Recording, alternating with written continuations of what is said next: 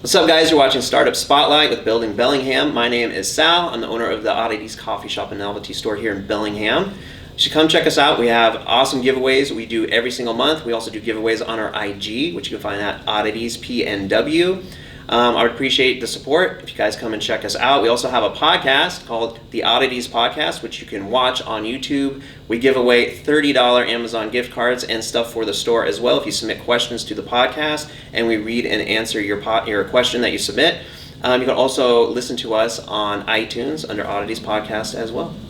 First of all, tell me about other businesses. Well, my main business is selling on Amazon. Cool. I started that out of college. I was a broke college student, didn't want to go grad school. Student loan debt, and then I went to, I've been back in with my parents. This is during the 08-09 like recession. Yep. And everything burst, and then I just took $300, opened up a business bank account. I was waiting tables in my friend's restaurant. I started going to garage sales and thrift stores and just buying stuff and flipping on eBay and Amazon. I would watch YouTube videos on what to look for. I'd go to these garage sales stuff. I would scan things on an app that would show me what it's selling for on Amazon so I could see if it's profitable. Wow. And then that started with $300, and I did that, and within 8 or 9 months, it turned into $9,000. So what was the first thing you bought? Books off Craigslist. Books off Craigslist. Yeah, some lady Wow. was selling a whole box of books for like $20, and I went and bought them, and I sent them in, and the first day they hit there, one of them sold. The first day they went live on Amazon, because all my inventory goes directly to Amazon's warehouse, and then they store it and ship it to the customers. So after the first 8 or 9 months, that $300 turned into $9,000. And then I started going into Toys R Us, Walmart, Target, wherever, buying up their clearance, and then flipping it normal retail on Amazon. That market is now saturated, so that's not a really good way to go about it anymore. But from there, the next year, the first full year, I made $40,000. So I went from $300, and I had such horrible credit that no banks would give me a credit card or student loan, or a loan or anything. Yeah. So it was literally that $300 just flip, and the money from waiting tables paid my bills. And then the third year I made, well, it was first 2.5 years, it was like 72,000. I started doing wholesale, private label in China, importing products. And now 6.5, almost 7 years in now, I have we're moving into a 4,000 square foot warehouse. I got like 12 workers overseas. I got 3 or 4 here. And we did like 2.5 million in sales this year. Awesome. So then the money from that, I used to open this. Yeah. And so it just snowball, but that was the main thing that jump started everything. It kind of changed my life, and then gave me the financing to do this. So when you hear anybody that's like, "Oh, I need all these resources to start a business," you're sitting there quietly nodding. Yeah, well, it depends on the business. Like this place costs $100,000 to get open. Yeah. Things are insanely expensive. Yeah. So that's if you have no credit cards and no bank's going to give you money, it's really hard. Because who's going to give you $100,000? Right? Yeah. No one. Unless you have a rich family or an uncle, someone dies. Like I don't know how to get $100,000. When I had terrible credit and I'm waiting tables, like no one's gonna give you the money. So depending on what the business is, nowadays it's great with Instagram and YouTube. You can start selling stuff very cheaply. Yep. So if you like to resell, it's so easy to go to a garage sale or thrift stores or just look in your house and just flip shit that you never mess with. Flip. I used to do that in high school, but I probably wasn't even close to as good as you are at it. So how does the bell go off in your head when you see something? Well, what you do is, so I used to have this little barcode scanner. It was on like a little rope around my neck, and I have my phone literally. You know how those workout, when you go to work out in the gym, or run, you have your phone. Yeah. And those one of those. So I'd have it strapped to my arm, and I'd have an app. There's ones like Profit Bandit was the first one I started using. Amazon now has their own app, which is whatever. And then this other one I use, Scoutify, and what it does is, you are in a store and you see something on sale, you scan the barcode, it pulls it up on Amazon, it shows you what it's selling for on Amazon, the sales rank, which indicates how popular the item is, and then you just put in your buy cost of what it's going to cost you to buy it, and it calculates Amazon's commissions and fees and shows you how much of a profit you can make if you bought it for this price and sold it for this one. So I just go around scanning everything, and and back in the day, they called it retail arbitrage, when you go into stores and scan all the retail clearance stuff. Yeah. But that's now low-hanging fruit, and Amazon is, older now than it was 6.5 years ago. Right. So that's the easiest way to get inventory, and because it's the easiest way, everyone does it. So the prices quickly tank, the market gets saturated, and it's hard to even make money doing that. I haven't done that in years. So how did you adjust from there? Everything I get now is online. So I have workers in the Philippines. We use software programs that they call it scraping. It will scrape a website, meaning it will scan Target, Bed Bath & Beyond, wherever, and it will take those products on the website and compare it to what it's selling for on Amazon and do all the calculations and then give you a printout of like, you can buy this product and make money. And then they put it. That's convenient. Yeah, it's really convenient. Yeah. And then they just literally buy it for me, and it ships to the warehouse. Like at this point in the game, I don't even know what I'm selling or buying anymore. In the beginning, the first few years, it was me doing all the legwork. And then as I made more money, I hired people to do it for me. Yeah. And then once I opened up this business, I'm like, all my energy needs to be here now to make this a success. Because you don't need to have energy there. I don't, and if you're going to grow your business, you have to hire people to run your current one and then move on to the next. So it's now my main Amazon business is all automated. Like I have other people that find the product, they buy the product, it gets shipped to my warehouse. I have workers that then box it up, list it for sale on Amazon, ship it off. Wow. So I don't even know. I have automatic repricing programs. So I'm pretty hands off with it. Before I opened this business, I was only working maybe 20 hours a week. Yeah. And we're doing like millions in sales. Yeah. So yeah, that's how that started. So online arbitrage is what we do now. We scan websites because it's a little bit harder. And then we also have some products made overseas in China. And then wholesale is a huge part. What we do is we find products that are already selling really well on Amazon. We contact those companies. We're like, hey, we got a brick and mortar store. We sell on Walmart and eBay as well. We're interested in setting up an account to carry a product. They're like, okay, whatever, show us your reseller permit, your business license. They send us the wholesale catalog of the pricing. We then do the comparison. How much do we buy it for? What's it selling for on Amazon? Is it profitable? And then we just place orders and build it that way. Wow. So you're working 20 hours a week, and it sounds like before then you were used to working a lot more than that. Oh yeah, I was working 100 hours a week for years, every day, all day. No, I love it. I'm obsessed. When you were working 20 hours a week, I did. You got bored? I did because I didn't know what to do with myself. I don't do well with leisure or time off, and I love to work. Yeah. Like, when you tell people who work a job that I work 100 hours a week, that sounds like death. Yeah. And it would have been when I was working. I've had many jobs. If I had to work 100 hours a week on any of those jobs, I would have never lived. I would have died. Yeah. But when it's your own thing, yep, and it's what you want to do, you don't care because it's just fun and you enjoy it and it's all play. And it's very varied because sometimes I work in the coffee shop if I need to fill in for someone. Other times I'm doing the podcast, I'm doing Instagram. We're coming up with new promos to run. Looking for new accounts to set up. I lately, the last few days, I've been doing more wholesale sourcing. Okay. So yeah.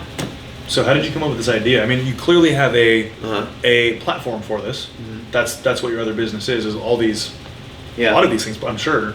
So how did you get to the point, besides not working 100 hours a week and saying, I got to fill that gap with something that I love to do? How did you start this? How did you come up with the idea? What was the inspiration? Of the brick and mortar store, you mean? Brick and mortar store, yeah. So a lot, paying attention to the trends on Amazon, like I just said a few minutes ago, you used to be able to just go into Toys R Us or any store and buy up the clearance and the stuff and send it in and make some money. But then everyone else started doing it. Right. So as the market evolves, one thing we've noticed is other Amazon sellers that are contacting these companies to try to set up wholesale accounts. A lot of these companies are like, we're not really letting on any more Amazon sellers anymore, or we'll let you open an account, but only if you have a brick and mortar store. And also, when you sell on Amazon, you have all your eggs in one basket. They could suspend you, right? And then everything you've built is gone. Right. So it's just smart to set up multiple sources of income, and to have backup in case one of those goes down.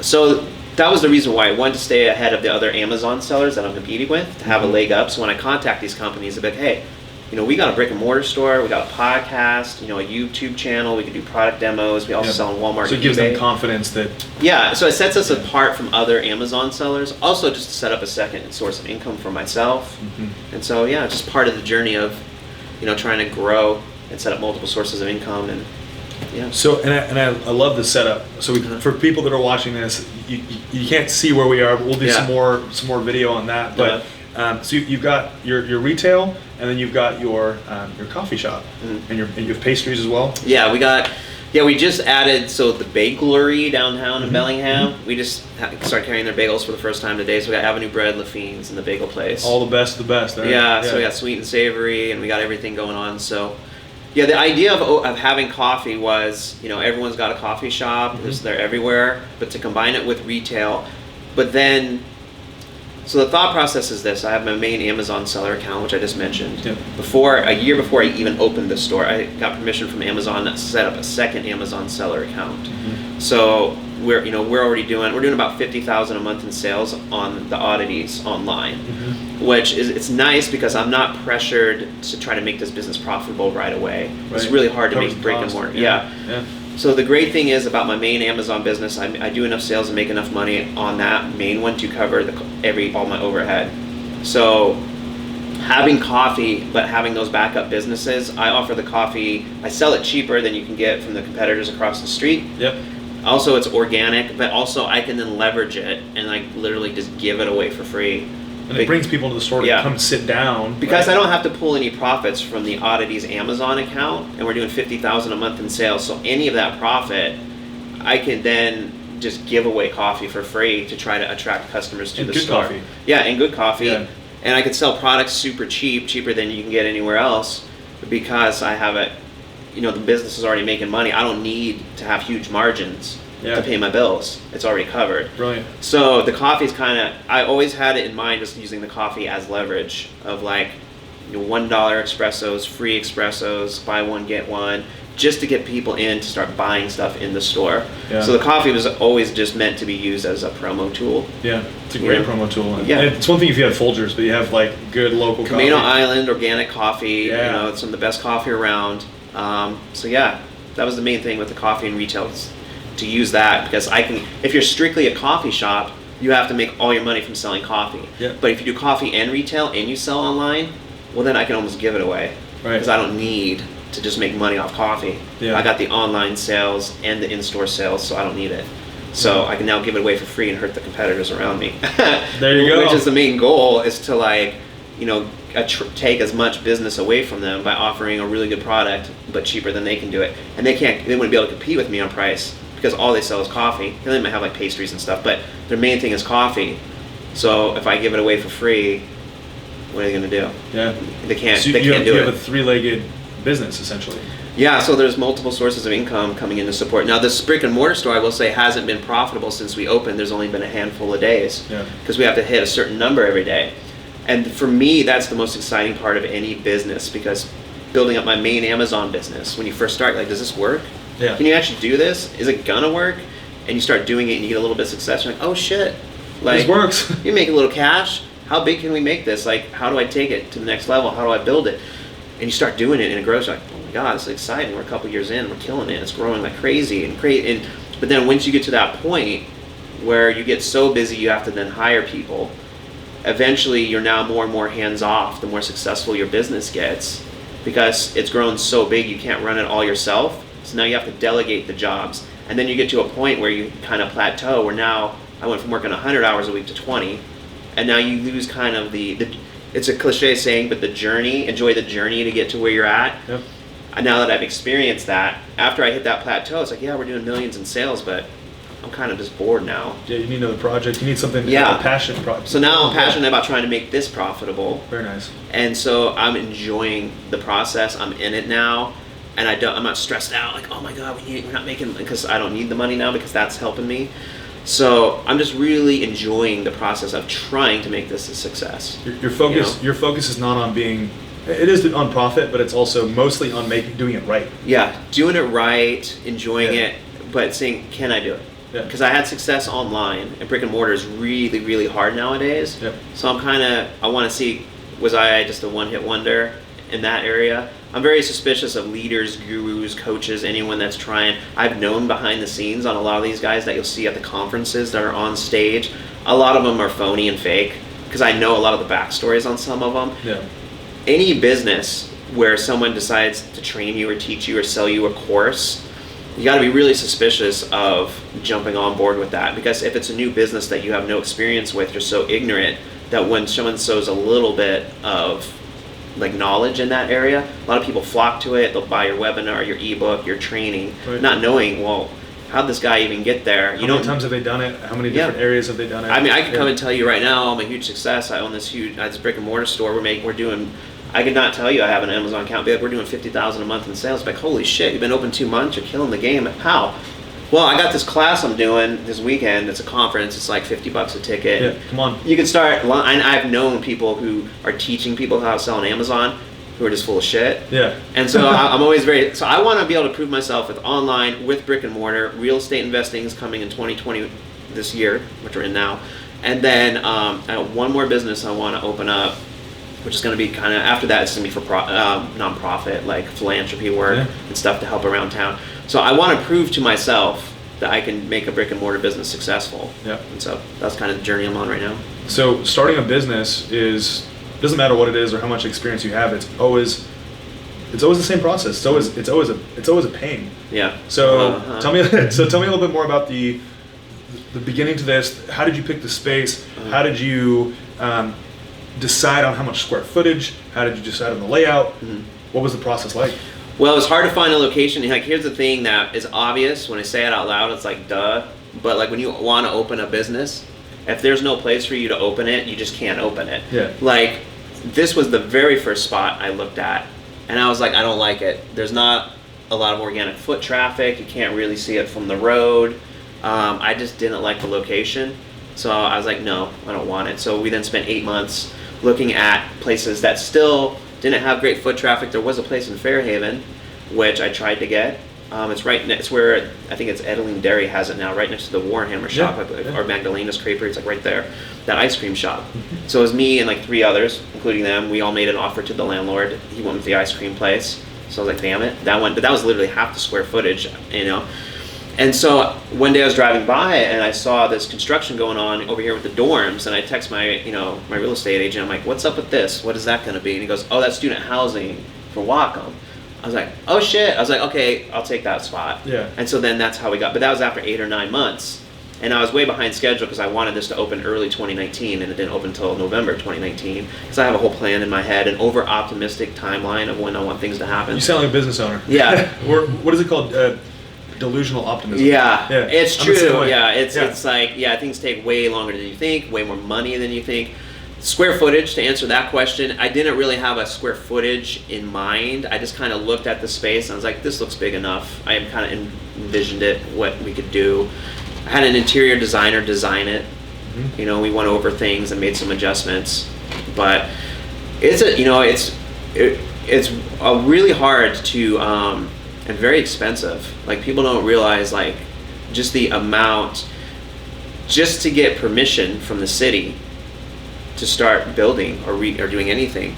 You have to hire an interior designer, which costs you thousands of dollars to draw plans. They then have to give it to an architect, which will cost you thousands more.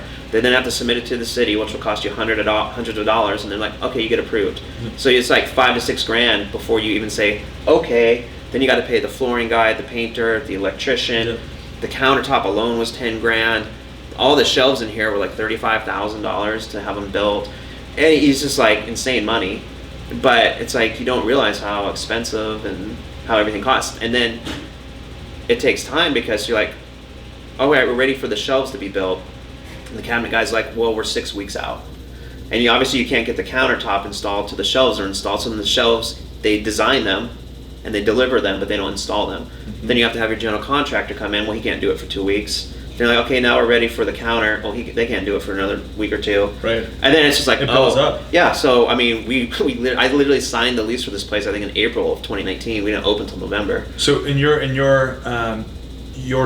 timeline originally was early this last year. Early 2019. Yeah. And so what was you said November was it when it actually? Did I lie? I feel like I wanted to open maybe 2018, but we didn't even find a spot and open until early 2019. Yeah. So that changed until like early 2019 that you wanted to open, but realistically, with all the kind of the culmination of all these timeline, it ended up being later this year. I would say this for anyone looking to open up a business is whatever price or cost you think it's going to cost, you better add a lot more onto that. Yeah. And your time frame, you also better add a lot more time onto that as well. Yep. Because you're dependent on like 5 different contractors, and you can't just call them up and be like, we're ready. Like, all right, well, we got other jobs. We're not just sitting around doing nothing. So like, plumber 2 weeks till he can get in, painter 3 weeks, you know what I mean? And it's like certain contractors can't do work till other contractors are done. So it's like, you wait. And I've had good experience with some of the contractors I worked with, but then there's some really bad ones where you can't get a hold of them. They say they're going to come on this day and they don't show up, you know, and like they need to show up so the next guy can show up and he's scheduled, but then that guy, you know what I mean? So you go through scheduling problems, and, you know, some of your contractors are unresponsive. So, you know, I'm not going to put anyone in blast on this. I will say some great contractors I worked with was Dale from Braun Construction, like really good. He was great. Low Batch, who did the painting, was really good. The flooring guy, Jay, I forget the name of his company, he's really good. But there's some not so good ones, which I'm not going to put on blast, but you kind of learn. And then the next business I plan to open, I kind of know who to work with. You have your people set up. Yeah, but I will say this. When I hired an interior designer, I thought they were going to kind of help me through the process of like telling me, okay, we drew up the plans. You probably want to contact the cabinet maker now. Mm-hmm. You probably want to contact this person More now. of a quarterback, right? Yeah, what's that? More of a quarterback, yeah. Because I've never opened a business before. I'm just learning as I go. I don't know anybody who's helping me.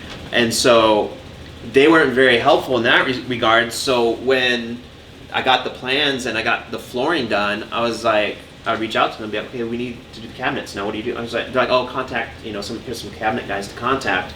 And then I contacted them, like, yeah, we can't do it for a month and a half. But I wish as soon as I got the plans drew up, she would have said, hey, you should probably start now contacting all these contractors to schedule things. Here's the typical timeline. Yeah. So that was kind of my fault for just being ignorant and not knowing. But now you know. Yeah, now I know Yeah. that as soon as your plans get drawn up, you need to start contacting the guy who's going to build your shelves, your cabinets.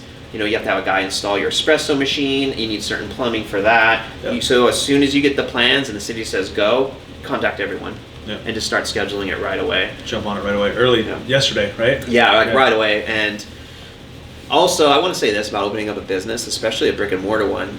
You've got to be very, very patient. So if you say it costs $100,000 to open a place, you better have a backup of like $30,000 or more to cover your payroll and to other expenses until the business gets to a point when it's profitable. Because if you spend all your cash and you need to be profitable right away, you're screwed. Because you have to spend money on Facebook ads, Instagram ads, Valpak coupons. Those sandwich boards I got are $200 a pop. I got 5 of those. And so, this location too is like, so many people don't know about it. I'm like, how'd you guys find out? We saw your ad on Instagram. That pulls really well. But that costs money, Right. Like the baked goods that we have, it's probably costing $500 a month. We throw away and give away a lot of those that don't sell because they're good for like 2 days. Whatever doesn't sell, we give away or goes in the garbage, or sometimes taken to the food bank. So there's like, you cannot expect your business to be profitable right away. Overestimate. Yeah, you got to have way more cash. Yep. I couldn't even imagine if this was my only source of income, I would be losing. Forget it. Yeah. The stress. Yeah. The losing sleep. Like, I couldn't even imagine. And I always said I would never open up a brick and mortar business unless I could sell online. Why would you nowadays? I do most of my shopping online. So to just open up a brick and mortar nowadays, also, we're way past the days where you just open up a store and click on the open sign. Yep. If you're not game with the social media, it doesn't matter if you love or hate Instagram, you got to do it. Yep. Same with Facebook. If you want to mess with TikTok, Snapchat, you better be doing everything. Podcasts, YouTube channels. Because no one's going to just come into your store to buy something they can get online delivered to their house. Right. It's an experience, right? Yeah, so you got to know what's going on in the market and what people are doing and try to design your business around that, Right. So you position yourself. One of the things I found really interesting was you have this whole idea of when things are going to happen. They don't happen that way. Nope. You underestimated what it was going to cost. But you did one thing really, really right, because all this it's going to work out. Yeah. That you've been through another business. Mm-hmm. One of the things I found fascinating was you circle back to this location, and it does. You're driving down Cordata, and you have the sandwich board out there. Yeah. But what you saw was Whatcom, and you saw the housing there. I think that's fascinating. Tell me more about like when you're searching for a location, picking a location based on amenities. What were the biggest components to this for you? Well, obviously I mentioned organic foot traffic. You also have to know the nature of your business. I knew I could offset the lack of organic foot traffic with the fact that I'm selling on Amazon. So, like I said, I have an Amazon seller account for this store called Oddities LLC, which is my second Amazon seller account, which you have to get permission from Amazon if you open up a second one. But I knew I could build that up and make that profitable. So the company of Oddities is profitable. The store component of the company is not profitable yet. Yeah. But because I have the online to make money, and that's growing and building rapidly, that relieves the stress of, we're so dead today. How do we get more people in the door? So for me personally, because I'm selling online, I went with this location. If I didn't have an online option, I would never open a store here. It'd be insane. Yeah. Like, why would you? You'd want to be in Fairhaven or downtown Bellingham. Right. Those are the prime locations because that's where you get all the foot traffic, the college students, the tourists in Fairhaven, all that. Mm-hmm. Tourists aren't really coming here. Right. There's a Department of Licensing. A tourist from out of town is not going here. Right. They're not going to the medical center. There's only angry people going there, right? They're not coming to buy furniture if they don't live here. So you're getting mostly local. So that you have to keep that in mind. Like, what is your business? Also, if you open up, say, a gym, it's really hard to scale a gym if you're just because you're dependent on just people coming to the gym to work out. Right. You can't sell online unless you maybe have some YouTube or Instagram where you're a personal trainer and you're doing something there. Right. But if you open up a gym in a bad location, you're just screwed. Like, how are you going to scale that up? But here, if you open up a brick and mortar, you could sell online. And so you're not as dependent on the online traffic. Yep. So you need to keep that in mind. Like, what's the nature of your business? Can you scale it up? Right. And how could you do it? Maybe if you did have a gym, you have personal trainers and maybe you have them do some coaching on IG or YouTube, or maybe you even have them go to people's houses and you do personal training. Yeah, you can have membership tiers where it's like, all right, $35 a month, come work out. $100 a month, you get a personal trainer to come to your house or whatever, you know what I mean? Yeah. But you have to get creative. You have to think creatively. Like, those two things I just came up with off the top of my head. But those aren't terrible ideas, you know, and I got some other ideas I'm cooking up for the store as well, like different promos and stuff. But you need to get creative with how you market and what you do in your business, you know? Right. And always just test and try things. So you're saying being willing to try things and fail, and understanding that that's just, it's not failure, it's more so testing the game and tweaking. And not falling in love with your ideas. Like, it's all just test. Like, we did free gift wrapping for Christmas. Yeah. It was a dud. Yeah. We did some. Yeah. But, you know, we had sandwich board signs printed that we put on our sandwich boards out there. We did paid IG ads. We had sign holders. We thought, you know, most businesses, no one does really free gift wrapping. Yeah. So we'll do it. Maybe we'll attract some customers. Didn't do much. Yeah. So, okay, we tried, failed. No big deal, whatever. We just keep trying what hits, what hits, what hits, what hits. Yeah, also, we only have, I mean, at this point, we only have like 160 something followers on Instagram. So doing a promo, we're only 100, you know, we're doing paid ads too, where more people can see it. But also, if you try something and it fails, it doesn't mean it failed because it sucked. It just means you might not have a big enough following yet. Yeah. A year from now, if we try again, maybe it'll be a bigger hit when we have, let's say, 500 or 1,000 followers. Or it might not be to the right audience. Yeah. You just never know. Yeah. So don't do a promo, and then it doesn't work, and like, that sucks. But you have to keep in mind, well, how many people are following us? What was their demographic? What day did we do it on? What season did we do it on? Was the offer not good enough? You have to keep these in. So don't just try something and be like, it doesn't work. Well, you get more in depth on it. I'll say this, whatever promo you do, you need to provide value to your customer. I don't like the whole 20% off gimmicky thing. We do it, but you need to really give value to people. That's why I did a coupon on Instagram where it said, show this to the barista, get a free espresso drink. Like, that's literally all you had to do. Or buy one, get one free. We do a movie clip on Instagram every Monday where the first person to name the movie it's from gets a week of free coffee. We're about to do a treasure hunt. I got a treasure chest over there. We got hundreds of dollars in coins in there. I got like, this is the first time I've talked about it, but we got like $600 diamond earrings we're putting in there. I got other businesses donating stuff to it. We're gonna do 90 free espresso drinks we're gonna put in there, and we're gonna hide it and give away clues, generate some buzz and some noise. But that's dope because it's free. Yeah. You don't have to buy a ticket. You don't have to come in and buy a coffee to get a clue. Yep. But it creates hype and it creates excitement. And then people follow you, and that way, then when you do a promo, we're like, we got 20% off. More eyes are going to see it. Right. So it's just thinking outside the box. When you see cool shit that you like when I watch a YouTube video where they're doing a blindfold taste test of burritos or whatever, it's like, well, why can't we do that? Yeah. Why don't we just do a sign? It was like, hey, one of the things we're going to do is like, we'll give you a free product to just have, but you have to come on our YouTube channel and do a product review of it. Yeah. And so that's something we're going to do. We could do something where we get sign-ups for people that want to do a food tasting contest where we blindfold them.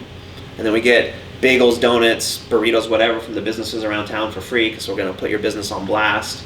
You guys come in blindfold. The first one that can name which burrito place or which cookie, which bakery this cookie came from gets $100 gift certificate. Yep. And then what happens? It's all value. It's all value. Yeah. You're providing value for free. And then what happens organically? These people who are in the contest or win the chest are going to tell all their friends about it. Yep. They're going to blast it on their IG. Yep. You're going to get a following, and people are going to be like, like we're doing a monthly giveaway. The first one we did was an Xbox One, where no purchase necessary. We give away Xbox One. Now we're doing a Stranger Things Lego set, which was like $200 Lego set with a couple other things. These are all things you've found through your algorithms from your other business. Well, these products here, I'll tell you how we tell me about novelty products. Yeah. Well, I'll tell you how we're doing this giveaway. And so what happens is we spend a lot of money every month on inventory that we sell on Amazon. Mm-hmm. We use it all. We buy it all with credit cards, and then we pay them off every month. Because of that, I get like an insane amount of rewards points that I can then use for free inventory, like thousands of dollars a month. So like this marketing that I'm doing, where we're literally giving away $100 items, it costs me nothing. The Xbox One I got for free. That $200 Lego set I got for free. The next giveaway we're doing after we draw this one on the 13th is a PlayStation 4.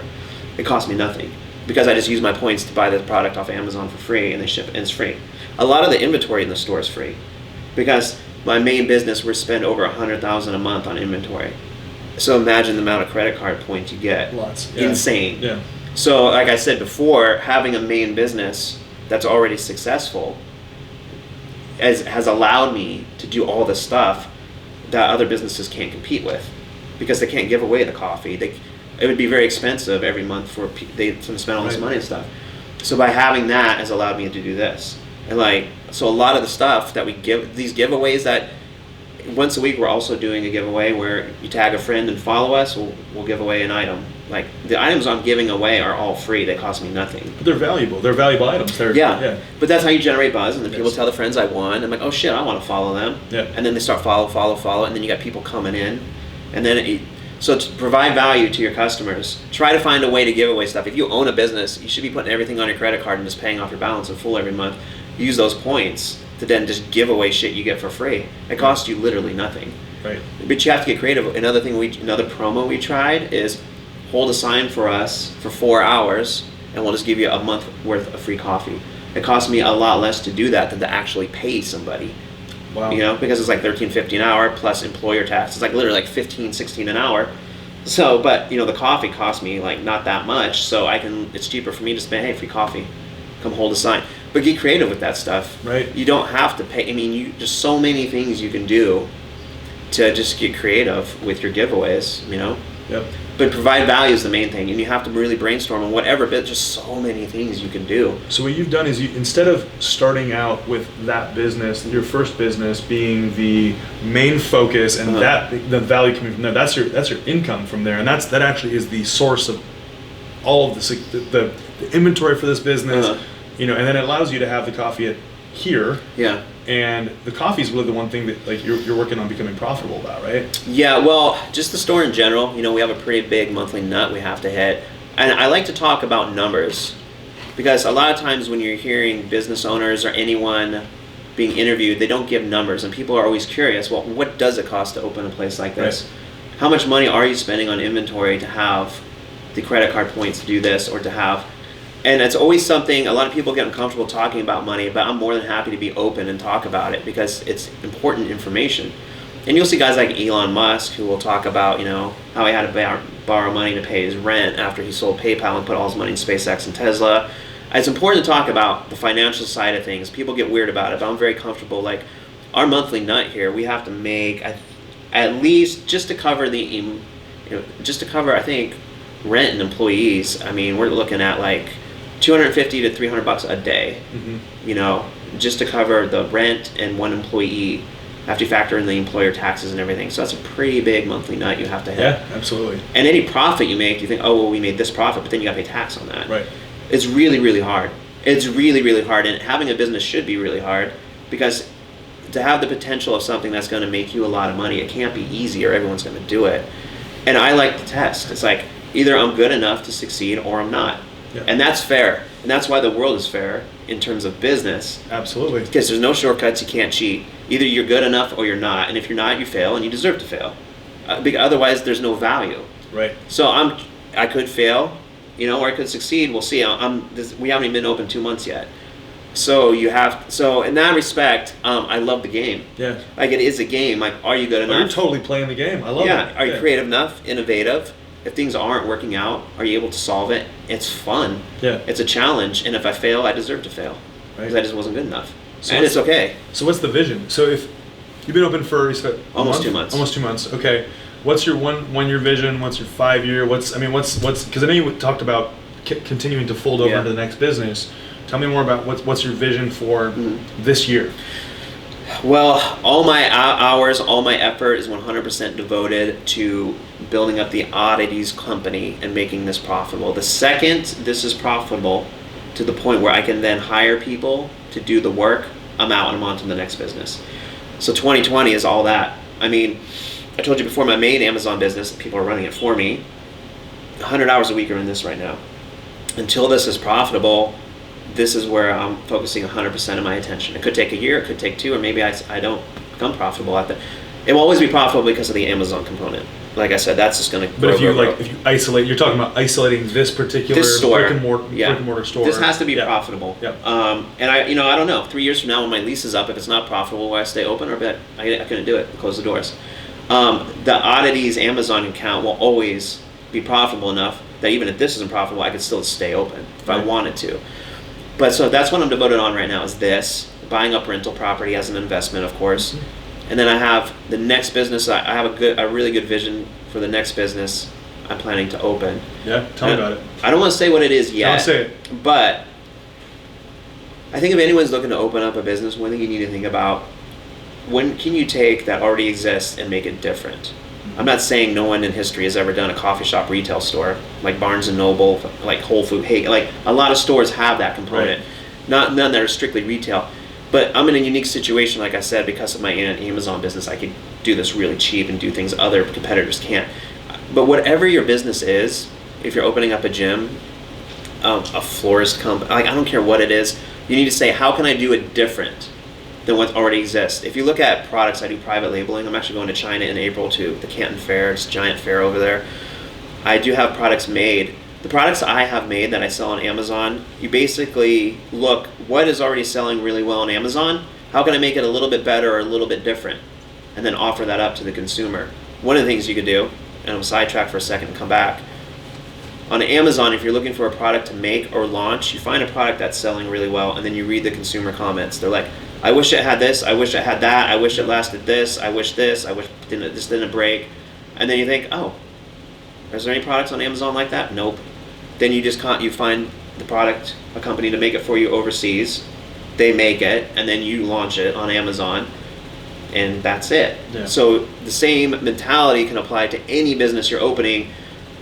Why can't I deliver coffee to these apartments and the student housing? Why can't I do that? Why don't I have a coffee delivery service locally, right? Just in this little tiny area. I'm not saying I'm going to be like the next Uber because coffee's going to get cold. You can't. But what if it's like just close? Right. Why can't I do that? Like, why can't I have another idea, which I don't want to blast out on here, but you just have to get creative with your marketing and advertising, especially in this day and age where there's so much noise. We're bombarded. Yep. Podcasts, YouTube, there's so much ads coming at us that we're desensitized. So you have to really step up your game and provide value and do some dope shit that other businesses aren't doing.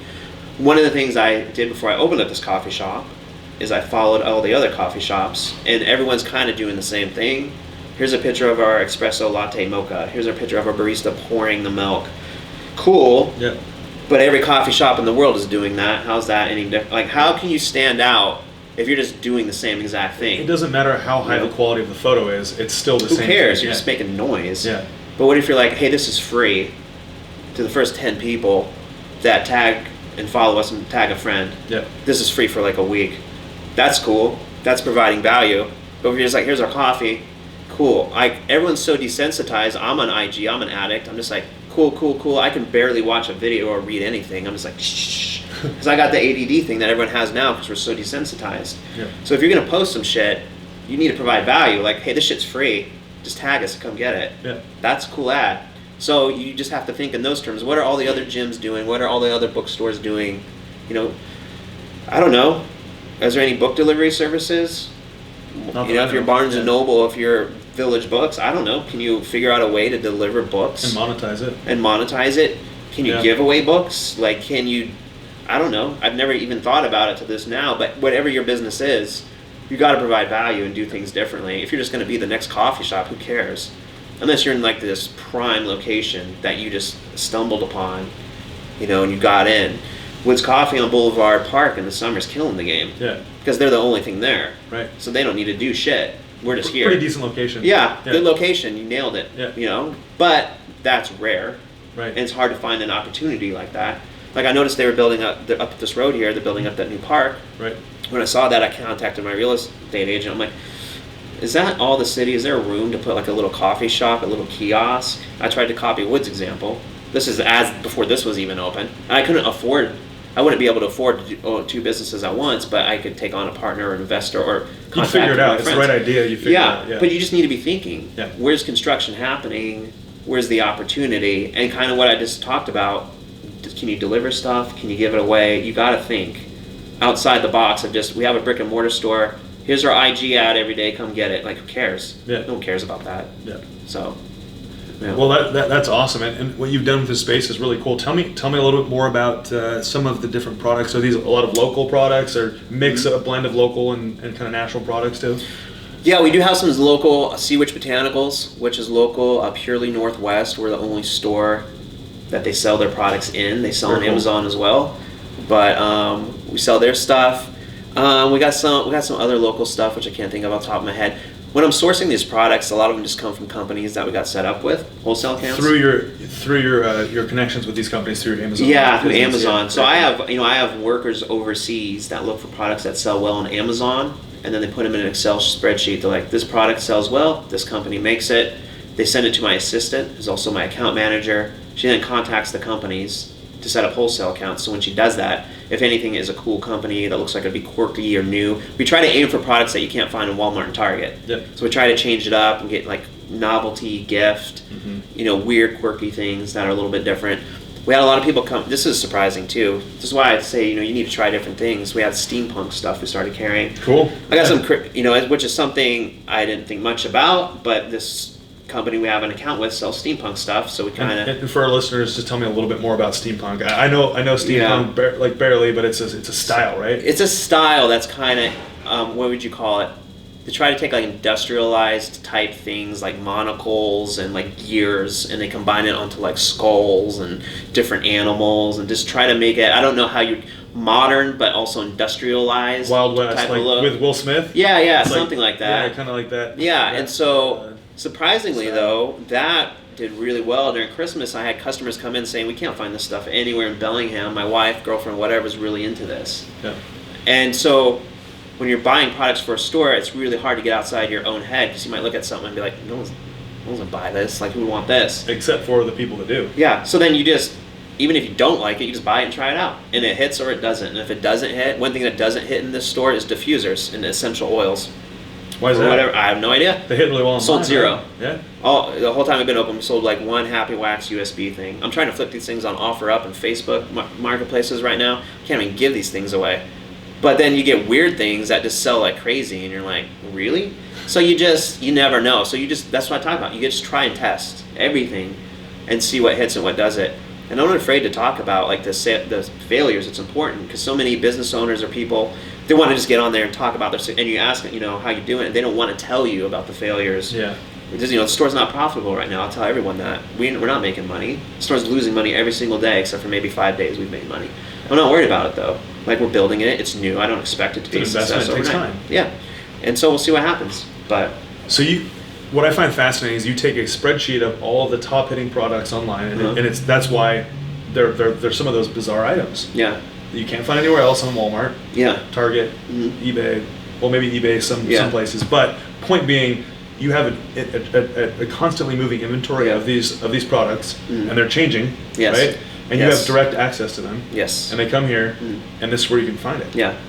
Yeah, and that's awesome. every week we're getting into new stuff. You don't want to keep your inventory stale, because if someone comes in, I tell a lot of people that shop here, I'm like, they'll shop whatever, buy something or not. I always tell them, hey, we're changing up the inventory every week. We're always getting new things. Because if they come in and look around, they might not come back. So like, I know that place. I know what they have. Right. So I tell people, we're always changing. And when we get new products, I'm always posting them on Instagram. And back to the coffee thing, because I kind of bash people that have coffee shops that just post the Instagram thing. We do some coffee posts, but we try to do funny videos or things that are a little bit different. Yeah. Like I'll post pictures of cats or dogs and be like, Monday morning we're open 8 a.m. Come get our coffee type of thing. It's not just a picture of a coffee cup. Right. It's something cute.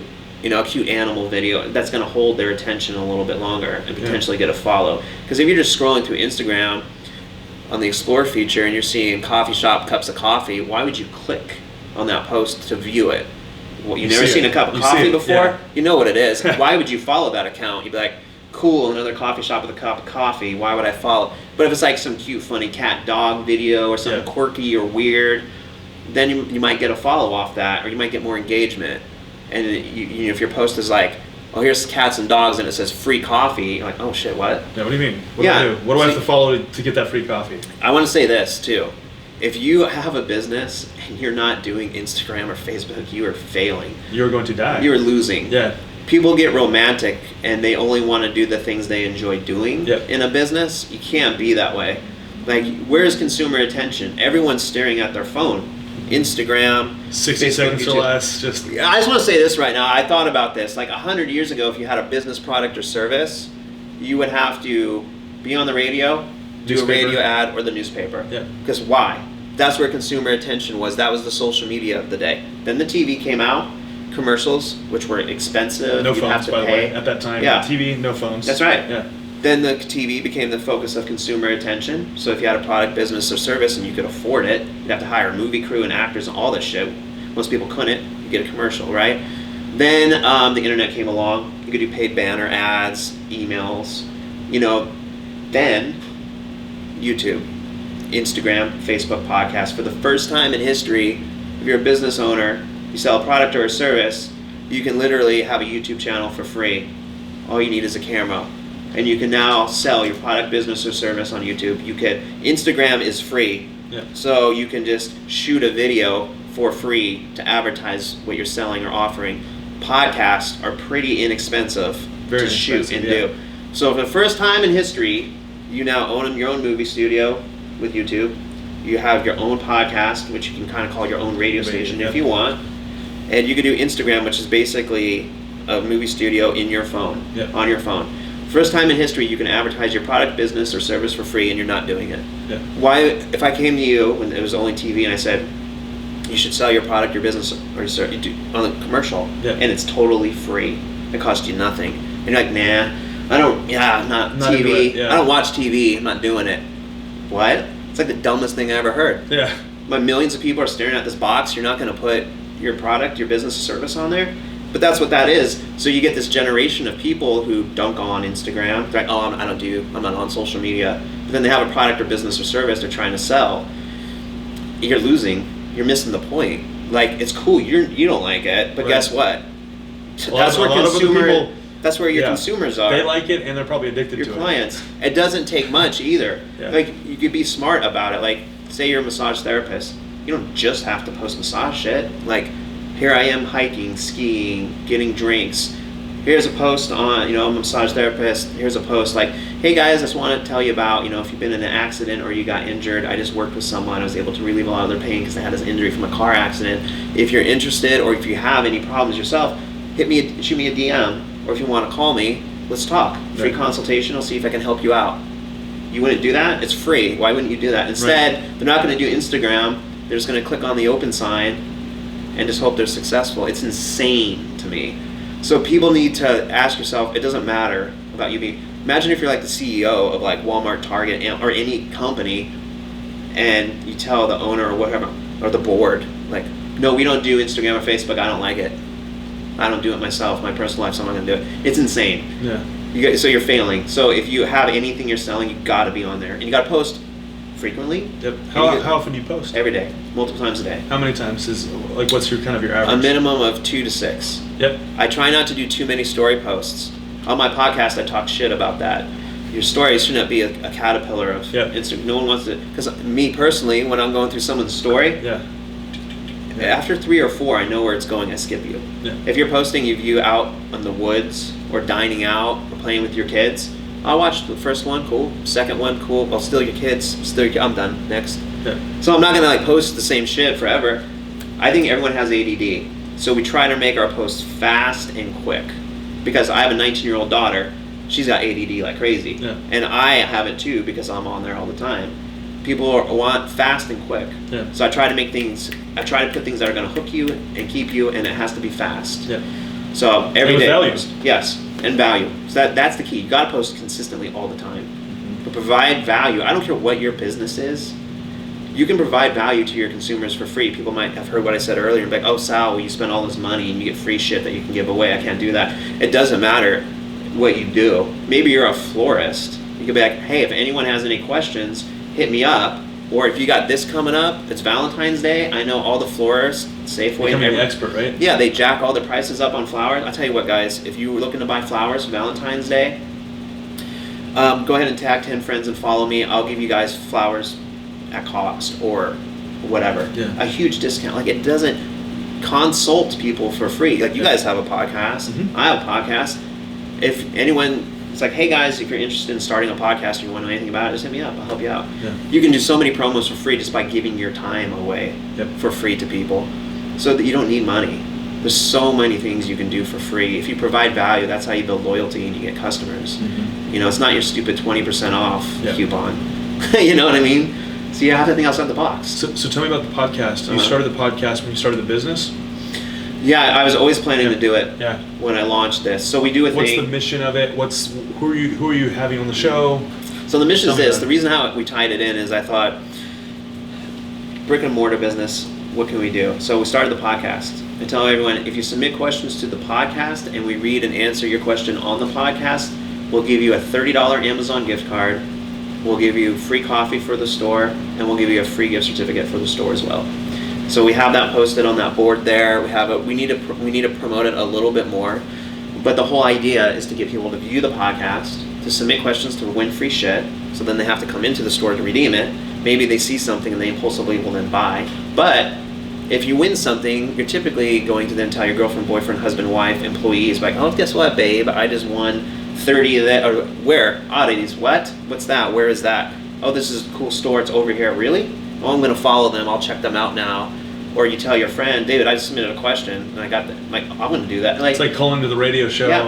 And so then if you build up a following, when I then launch new products from China, or I have a new product in the store, hey guys, guess what? New product just launched.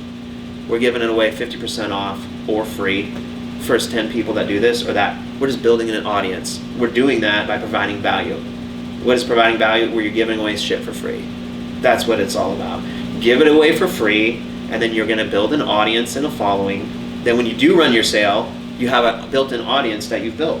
And they're still at that point down the road, that audience is still getting a good deal, a good discount on one of the products. It's providing value.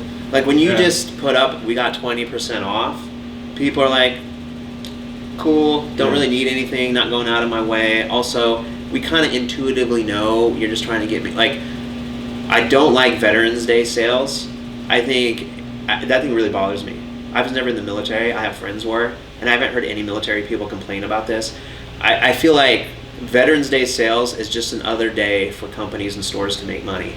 It's like, even if they give you 20 or 30% off, they're still making money off your purchases. Correct. They're not doing shit for veterans, unless they're donating a portion of the proceeds to, like, you know, Wounded Warriors or something like that. They're not doing shit. They just want your money. Yeah. But they use the veterans as a hook to just sell shit. I will never do that on Veterans. Like, Veterans Day will be me giving away free coffee to veterans. But I'm not even sure how I got down this road. What we were talking about, remind me. We're just talking about, so it's the hook with the free products, and then down the road, they come back and they actually get things at a discount. Just being authentic is what I'm trying to say. Yeah. Like, it's sure, Veterans Day, you're going to get more people because it's a day to shop. But I won't do it. I don't like it. Mm-hmm. I think it's bullshit. And a lot of people intuitively know you're just trying to get me to spend money in your store. I don't like stuff like that. But I like stuff where you provide value. And it's clear that you're providing value when you're just giving away stuff to your customers and stuff like that. Yep. So, yeah, I don't know. That's how you have to do it. Provide value. Just be different. You know, you can't just do the coupon thing. Like, really, really go for it. Especially if you're a new business, you have to set yourself aside from everyone else that's already established. Right. So, but that's the funnest part for me, is just brainstorming on new ads, new promos, and seeing what works. You get to do that because this is your world. Yeah. And that's the best part. So for people that are, maybe some kids at Whatcom, Western, coming up through the ranks, whatever they are, they're young aspiring entrepreneurs. You already have a successful business. You have another business that's growing. What are your words of wisdom for somebody that's wanting to start a business but is like, I don't know how to. I have $300. What do I do with it? This is good. Yeah. A couple things I want to say.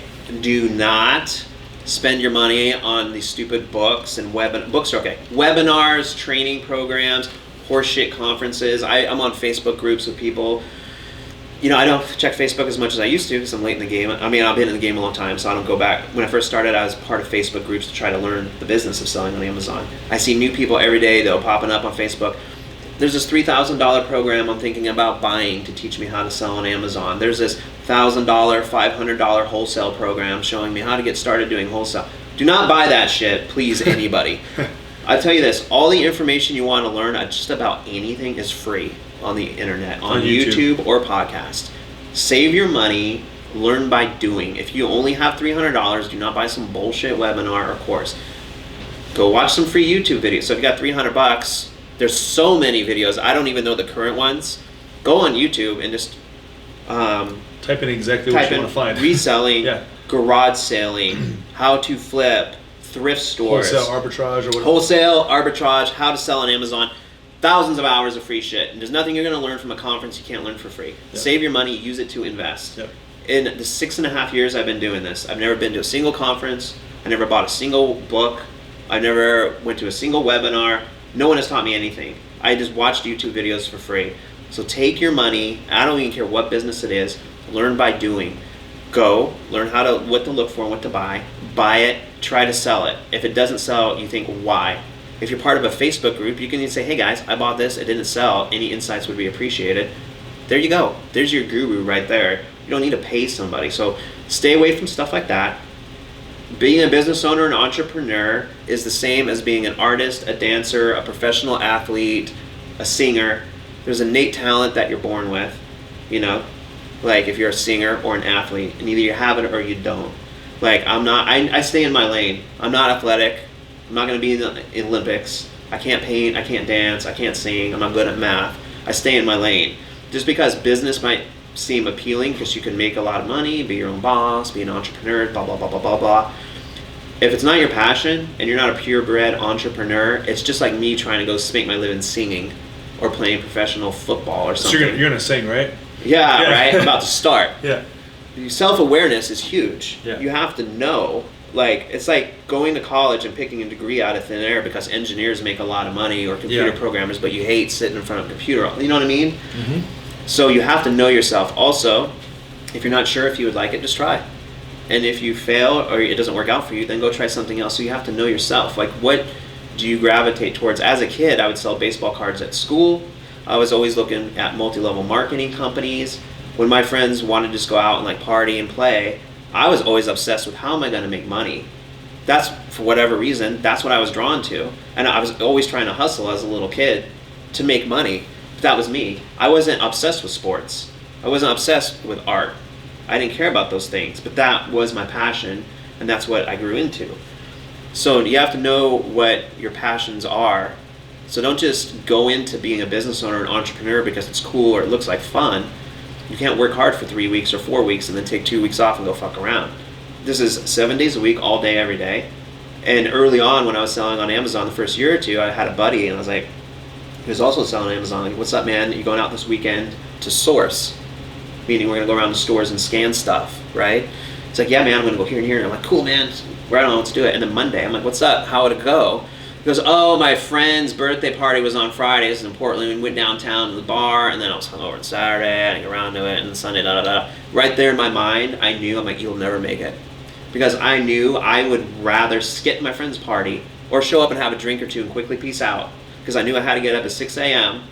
to go garage sailing, to hit all the good shit. And because I wanted it so bad that I did not care about anything else. It's all I wanted to do.